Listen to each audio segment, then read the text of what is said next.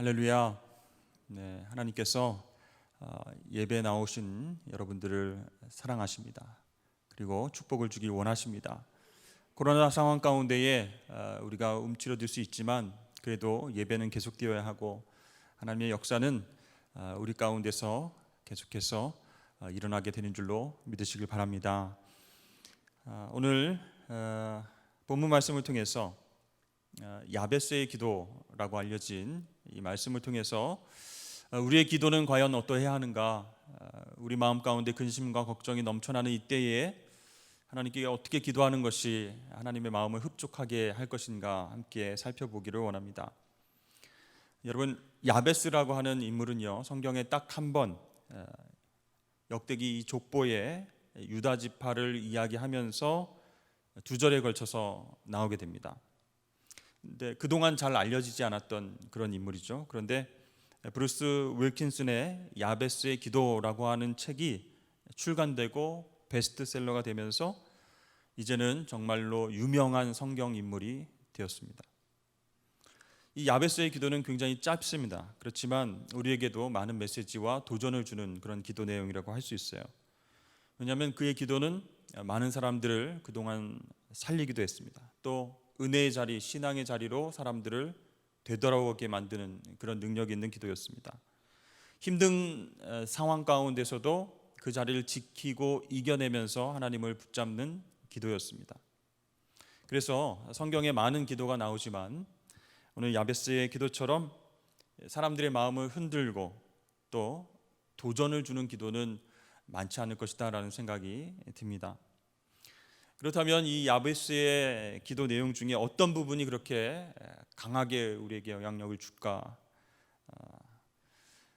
오늘 10절 말씀을 보시면요, 야베스가 이스라엘 하나님께 아뢰어 이르되 주께서 내게 복을 주시려거든 나의 지역을 넓히시고 주의 손으로 나를 도우사 나로 환난을 벗어나 내게 근심이 없게 하옵소서 하였더니 하나님이 그가 구하는 것을 허락하셨더라.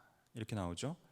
이 10절 말씀을 야베스의 기도를 네 부분으로 나누어서 생각할 수 있습니다. 첫 번째는 주여 내게 복을 주옵소서. 두 번째는 주여 나의 지경을 넓게 하옵소서.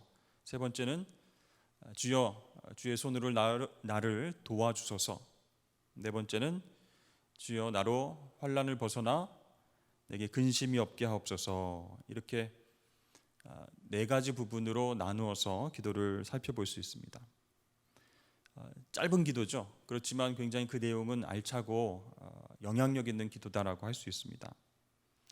정말 하나님께서 기뻐하시고 원하는 기도를 이 짧은 기도 안에 담고 있다는 것이죠. 근데 여러분, 이 기도가 굉장히 강력하고 은혜로운 이유가 무엇이냐면 기도문 자체가 훌륭하고 좋은 내용이기도 하지만 바로 야베스라고 하는 사람이 이 기도를 했기 때문이다라는 것이에요.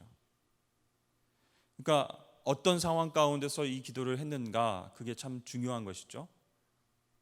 그래서 어떤 사람이 자기가 기도를 하는데 그 인생의 환경과 상황이 어떠했는지를 우리가 안다면 그 은혜가 더 깊어진다는 것이죠. 여러분, 기도는 기도하는 사람과 이렇게 분리될 수가 없습니다. 기도를 드리는 사람이 지금 어떤 상황인지, 어떤 마음인지 그것을 제대로 안다면 그 기도에 은혜를 받을 수 있는 것이죠. 그래서 어떤 기도는요, 정말 내용이 평범한데 기도하는 그 사람의 상황과 마음 때문에 정말 충격과 같은 메시지가 될 수도 있고요.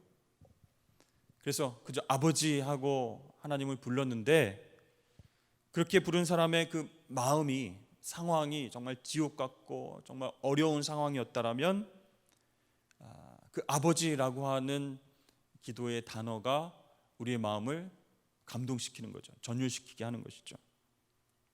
그래서 기도할 수 없는 상황임에도 불구하고 온 힘을 다해서 이와 같이 기도하면 그 기도는 하나님이 응답하실 수밖에 없는 그 능력의 기도가 된다는 것이죠. 하나님의 보좌를 흔들고 하나님의 마음을 감동시키시고, 그렇죠? 그래서 하나님께서 역사하실 수밖에 없는 그런 기도가 될 줄로 믿습니다. 야베스의 기도가 그렇다는 거예요. 이 네 문장의 기도는요, 이 야베스라고 하는 사람이 그의 삶의 구체적인 내용을 담아서 하나님 앞에 진솔하게 올려드린 기도이기 때문에 아주 강력한 기도가 되었다는 겁니다.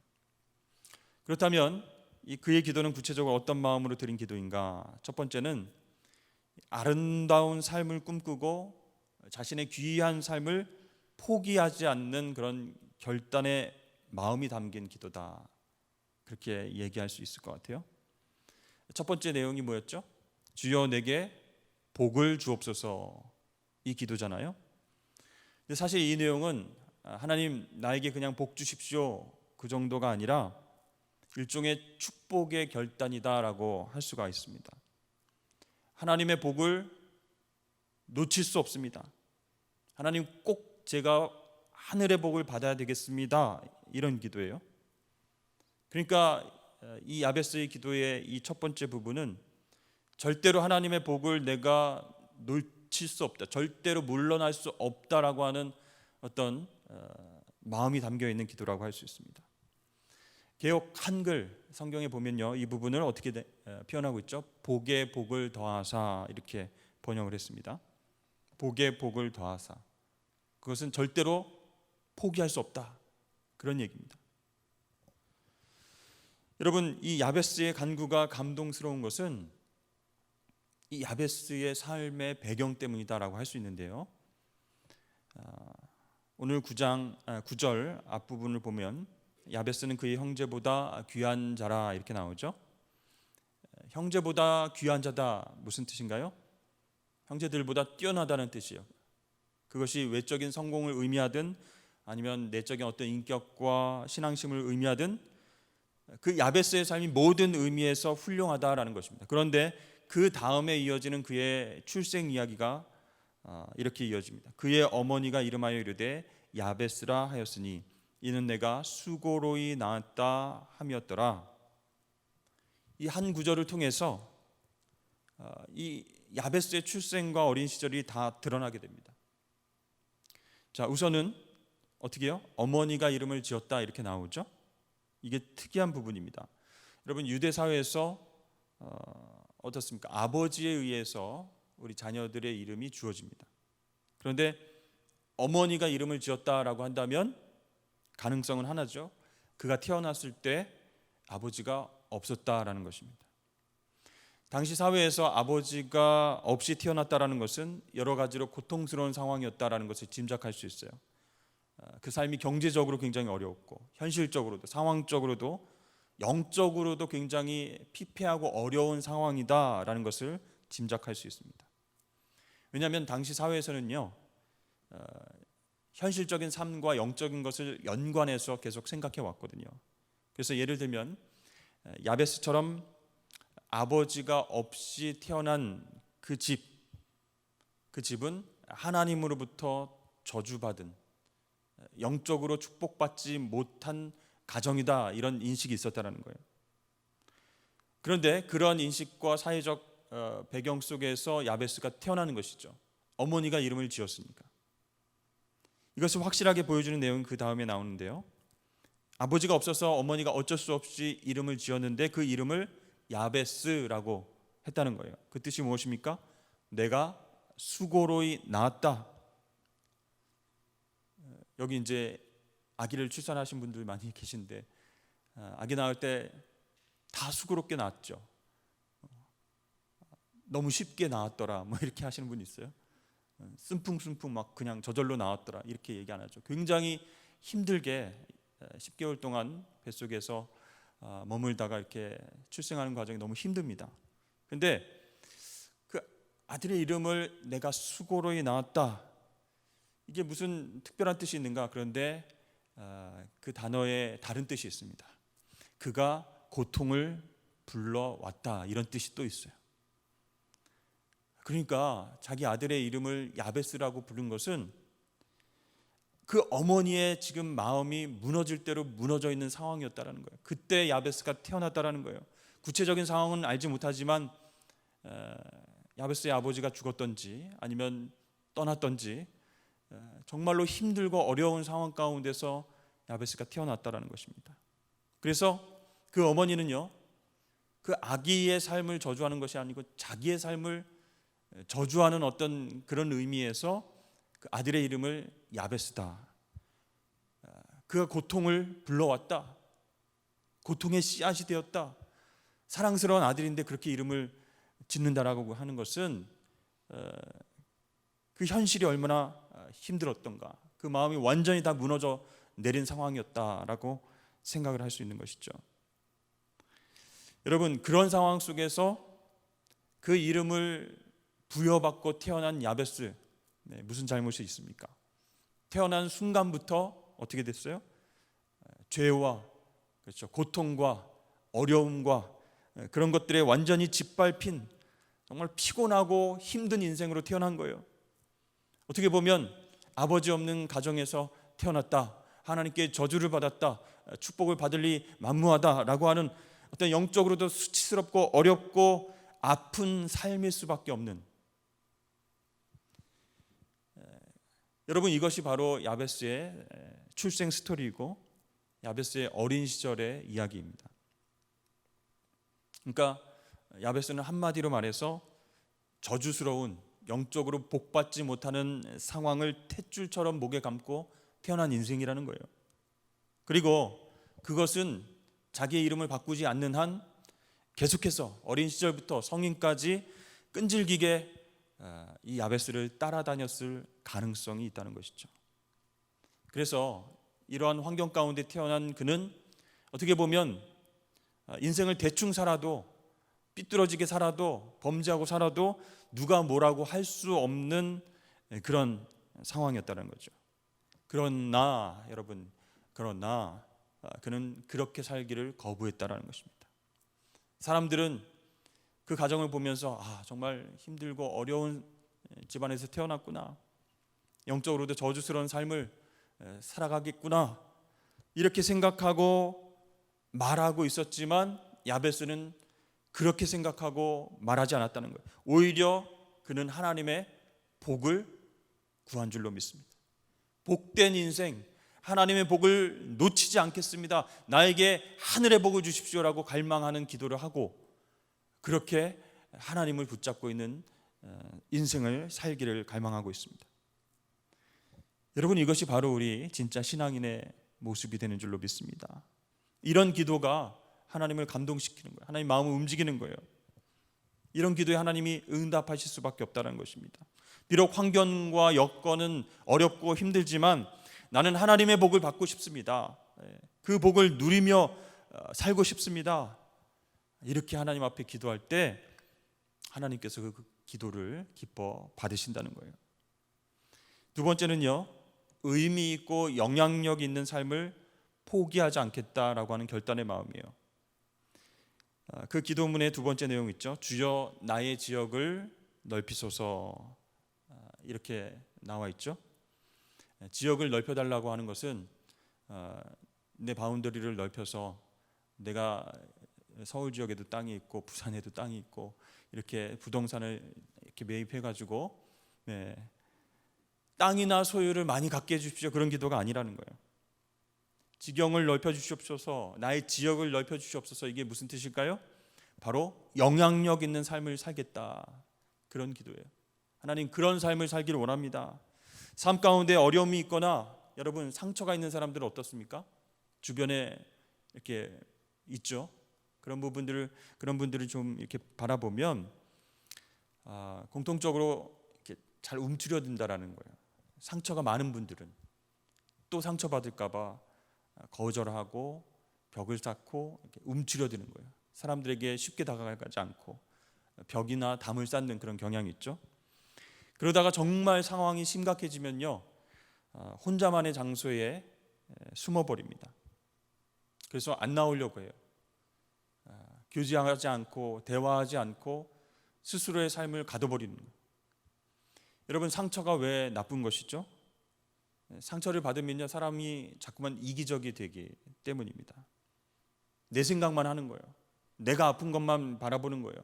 다른 사람들, 나를 사랑하는 사람들 전혀 생각할 여유가 없는 거예요. 그러다 보니 나밖에 모르고 삶의 여유가 없어지는 겁니다. 심한 경우에는 함께 사랑으로 계속 지내왔던 가족들도 인연을 끊고 사는 그런 경우가 있다는 거예요. 야베스는 충분히 그렇게 살 수 있는 가능성이 있는 사람이었습니다. 그러나 그는 그렇게 살지 않았습니다. 대신에 하나님께 기도할 때 자신의 영역을, 자신의 지역을 넓혀 주십시오라고 기도했어요. 이것은 품겠다라는 거예요. 받아들이겠다는 거예요. 내 어려운 환경과 아픔과 상처가 있지만 그거 인정하겠다는 거예요. 힘들지만 감당하고 그것을 이겨낼 수 있도록 개척하겠습니다. 내 지경을 넓히겠습니다. 품고 더 많은 사람들에게 이 상처를 통해서 많은 사람들을 품을 수 있도록, 선한 영향을 끼칠 수 있도록 그런 삶을 살고 싶습니다. 이런 기도예요. 도망치지 않겠다는 거예요. 숨지 않겠다는 거예요.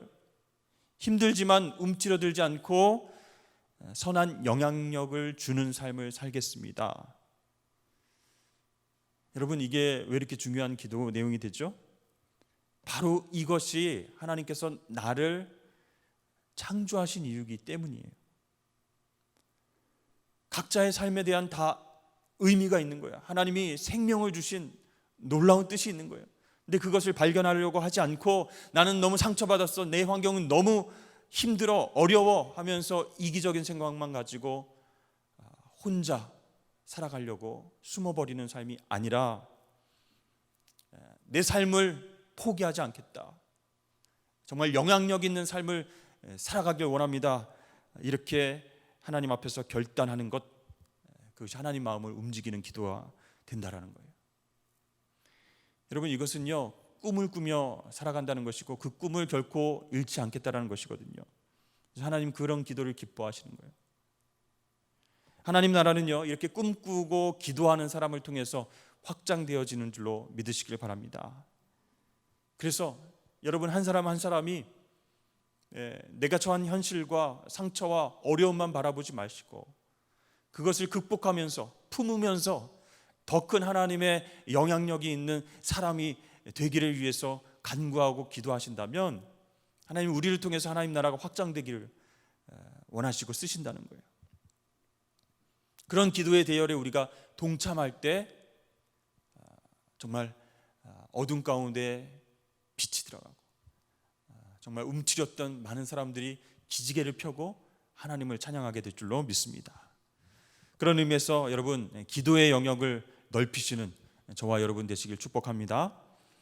셋째는요, 거룩하고 고상한 삶을 고집하는 결단의 마음입니다. 거룩한 삶을 살겠다, 정말 하나님의 자녀로서 품이 있는 삶을 살겠다, 그런 결단의 마음이 들어있는 기도 내용이 있어요. 주의 손으로 나를 도우소서, 세 번째 내용이 있죠. 그리고 네 번째 내용은 뭐예요? 나를 환난을 벗어나 내게 근심이 없게 하옵소서. 이 세 번째, 네 번째 기도의 내용이 합쳐져서 나는 거룩한 삶을 살겠습니다, 하나님께서 보시기에 정말 고상한 삶, 아름다운 삶을 살겠습니다, 이렇게 결단하는 기도거든요. 그런데요 우리가 이 야베스의 기도의 마지막 부분들을 보면 근심이 없게 하시고 환난을 벗어나게 하시고, 그렇죠? 주님께서 나를 도와주시면 환난이 없이 다 근심 없이 정말 행복하게 꽃길만 걸으면서 살아가는 그런 삶을 여러분 꿈꿀 수 있는데 그게 아니라는 거예요. 오해하시면 안 됩니다. 이 구절을 만사형통 무사태평 꽃길을 간구하는 그런 기도가 아니라는 겁니다. 정확한 이 뜻이 무엇일까요?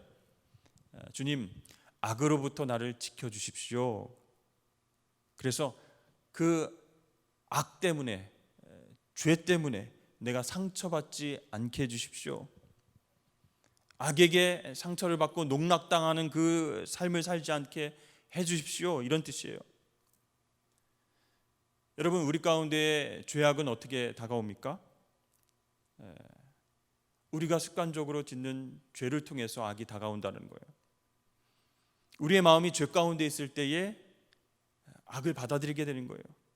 그래서 예수님께서는 우리에게 기도를 가르쳐 주시면서 우리를 시험에 들게 하지 마시옵고 다만 악에서 구하시옵소서 이렇게 고백하도록 그 기도를 가르쳐 주셨죠. 우리가 시험에 들지 않아야 악에 빠지지 않는다는 것입니다. 그렇기 때문에 이 야베스의 기도는 거룩한 사람에 대한 결단이다라고 말할 수 있는 거예요. 주의 손으로 나를 도우사, 이 구절은요 정확하게 말하면 주의 손으로 나를 지키사 이런 뜻이에요. 혹시라도 악에 넘어가려고 할 때마다, 욕심과 욕망에 흔들리고 유혹에 넘어갈 때마다, 나태해지고 게을러져서 하나님 바라보지 못할 때마다, 욕망에 흔들려서 죄악된 것들을 사모할 때마다 주의 손으로 때려서라도 지켜달라, 그런 의미예요. 주의 손으로 나를 지키사, 이렇게 보호해 주시는 의미도 있지만 강력한 주의 손으로 나를 흔들어 깨우시고 잘못하면 때려서라도 지켜주십시오. 그 악에 빠지지 않도록, 시험에 들지 않도록. 그래서 정말 거룩한 삶을 살기를 원합니다. 정말 무섭게 결단하는 기도라고 할 수 있는 거예요. 여러분, 야베스가 왜 이런 기도를 할까요? 야베스는요 하나님에게 맞는 것, 그게 무슨 의미인지를 알고 있었어요. 인생을 통해서 하나님이 치신다, 하나님이 어떠한 죄 가운데 처한 우리 가정 가운데에 심판하신다, 그게 무슨 의미인지를 어렸을 적부터 계속 경험하고 자랐습니다.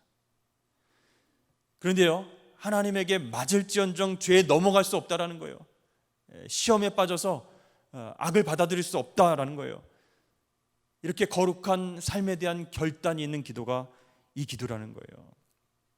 그 자체가 하나님 앞에서 강력한 어떤 기도가 된다는 거예요. 여러분, 하나님께서 이런 기도를 드리고 실천하는, 행동에 옮기는 저와 여러분들을 기뻐하실 줄로 믿으시길 바랍니다. 여러분, 야베스의 기도는 한마디로 반전 드라마죠. 그리고 여러분, 신앙인은, 그리스도인은 이런 반전이 있는 드라마를 쓰는 사람들이에요.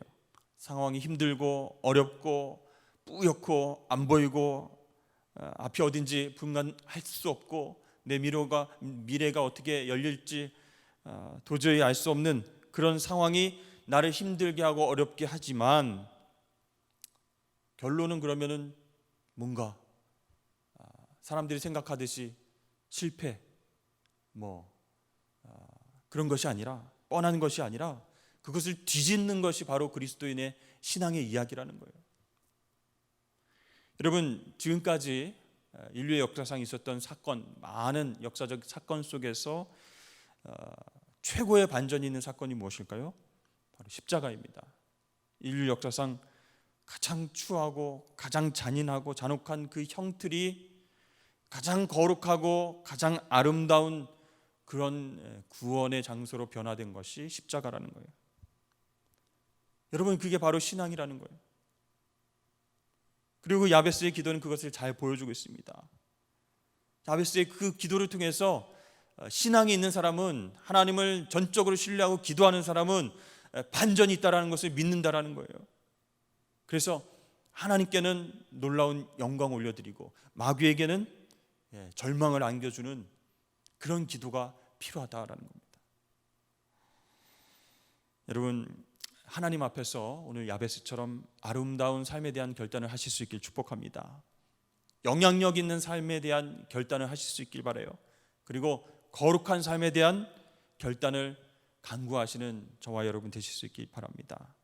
그때 야베스의 기도가 나의 기도가 되고 정말 하나님의 마음을 움직여서 하나님께서 나를 사용하게 되시는 놀라운 축복의 기도가 될 줄로 믿습니다. 우리 말씀을 생각하면서 우리 찬양하기를 원하는데요.